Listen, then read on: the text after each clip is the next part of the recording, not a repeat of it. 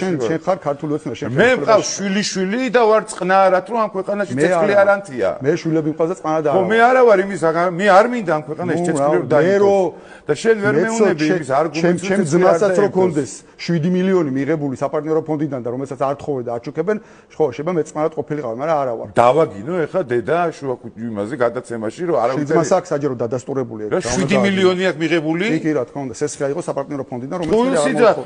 შენ ძმას დადასტურებული აქვს საჯარო ყოველ სიძახი მეთქი შენ ძმას აქვს დადასტურებული საჯარო არა აქვს დადასტურებული დამოიღე მიდი დაგუგლე მიდი განცხადება მახსოვს დაჟე რა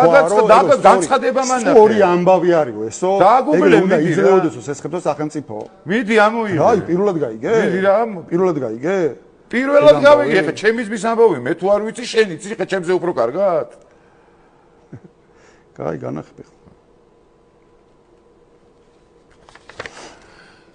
კაი ხა მომისმინე კაი მე და აგერ არის შენი ძმა რა და ჩემი ძმა ბევრჯერ არის ხა იმაში დაგუგლება კი ჩემი ძმა იგუგლება კი შენგან გითხარი დაგუგლე თუ არ დაგუგლე ეხა მითხარი დაგუგლე დაუგულე და წაგიკითხავ რას ამბობს შენი ძმა ხო რას ამბობს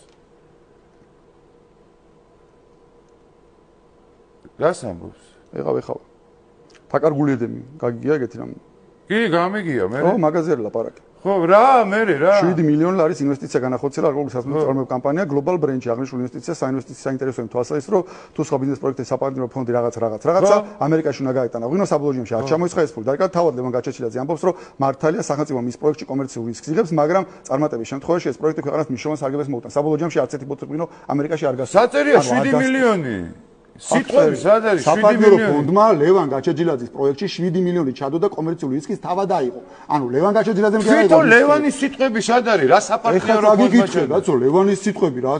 თავად ლევან გაჩეჩილაძე ამბობს რომ მართალია სახელმწიფო მის პროექტში კომერციულ რისკს იღებს, ანუ ფული მან აიღო, მაგრამ რისკი სახელმწიფომ აიღო თავის თავზე, საგანელიძემ, მაგრამ წარმატების შემთხვევაში ეს პროექტი ქვეყანას მნიშვნელოვან სარგებლობას მოუტანს. ეხლა ამაზე უნდა ვილაპარაკო დიდხანს, ჩაგიდებ ლინკს თუ გინდა და ნახავ. ამის მეტი რა არის? ამაზე 900 ნიუსი იყო კაცო.